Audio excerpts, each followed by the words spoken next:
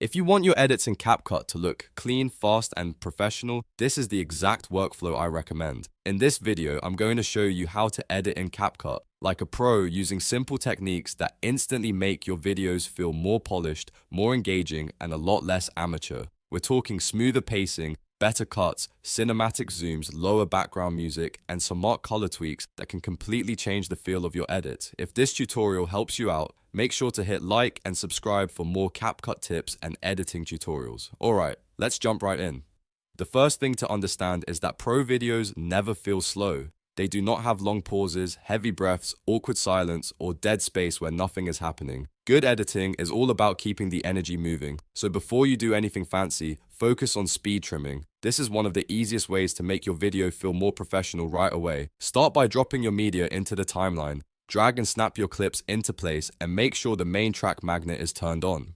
That magnet icon above the timeline is important because it helps everything snap neatly together, which saves you from tiny gaps and messy spacing. Once your clips are in the timeline, you can start trimming out the parts that slow the video down. A really useful shortcut is the left-hand cut. If you're on desktop, press Ctrl+B to split the clip at the playhead. Then, if you want to remove everything behind the playhead, press Q. If you want to remove everything ahead of the playhead, press W.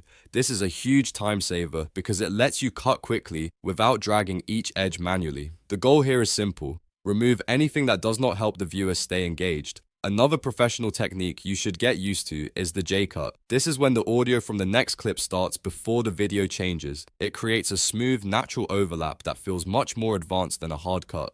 To do this, hold Alt and drag the edge of the audio track under the previous video clip. That overlap helps your edits flow better and makes your transitions feel more intentional. A lot of high-level edits use this kind of audio timing because it keeps the viewer locked in without noticing the edit itself. Now let's talk about one of the easiest tricks to make your video feel like it has multiple camera angles, even if you only filmed with one camera. This is the fake camera zoom. If your camera stays in one place the whole time, viewers can start to lose interest, but you can fix that instantly with a simple zoom effect.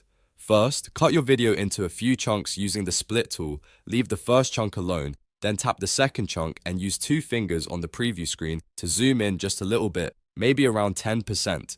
Keep it subtle. You do not want it to look exaggerated or distracting. When the video plays back, it will feel like you switched it to a closer camera angle, almost like a TV show, interview, or polished social media edit. This is a great way to add visual variety without needing extra footage. You can also use this technique to emphasize important moments. For example, if you say something important, reveal a key detail, or react to something exciting, that slight zoom gives the moment more impact. It pulls the viewer's attention directly to the screen and helps the content feel more dynamic. Next, let's fix one of the biggest mistakes beginners make: background music that is way too loud. If the music is fighting with your voice, your video instantly feels less professional. People should always hear the main audio clearly. Music should support the video, not overpower it. To lower the background music, tap on your blue audio or music track in the timeline.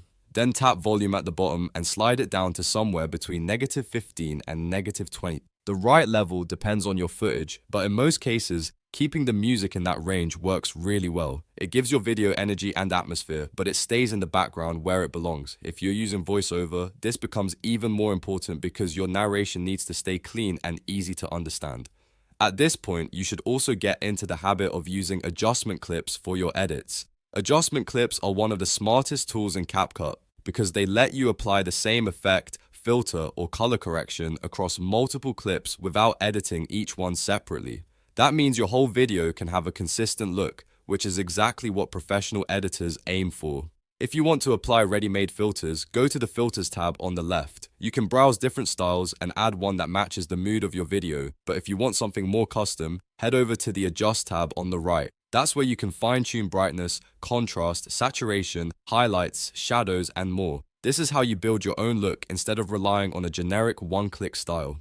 A quick tip here: if you're using the free version, avoid pro filters if they're locked. There's no need to build your workflow around something you can't always access. Instead, focus on the free tools that still give you a clean result. A simple color adjustment done well often looks better than an overdone filter anyway. The real secret to editing in CapCut like a pro is not using a ton of effects. It's about making smart decisions. Cut the dead space, add quick motion with zooms, keep your music balanced, use smooth audio overlaps, apply consistent color changes. Those small improvements stack up fast and make a huge difference in the final video. So, if you want better edits, remember this formula. Trim tightly, zoom strategically, lower your music, and keep your visuals consistent. Once you start combining these techniques, your videos will feel more polished, more engaging, and much easier to watch from start to finish. If you found this helpful, please hit the like button and subscribe for more CapCut tutorials, editing tips, and simple workflows that help you improve faster. Thanks for watching, and I'll see you in the next one.